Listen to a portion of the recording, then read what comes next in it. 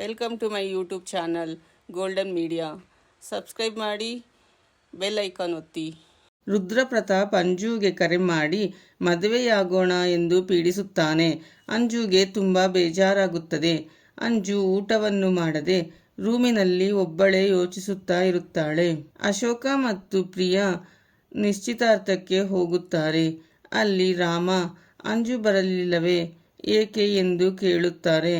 ಅದಕ್ಕೆ ಪ್ರಿಯಾ ಅಂಜುಗೆ ಜ್ವರ ಬಂದಿದೆ, ಆದುದರಿಂದ ಬರಲಿಲ್ಲ ಎನ್ನುತ್ತಾಳೆ.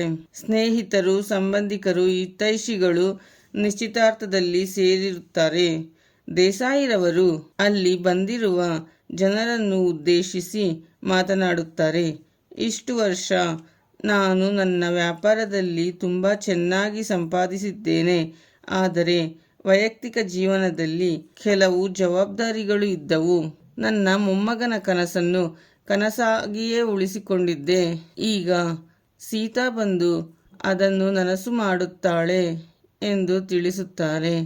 ನಂತರ ಸೀತಾ ಮತ್ತು ರಾಮನನ್ನು ವೇದಿಕೆಗೆ ಕರೆಯುತ್ತಾರೆ.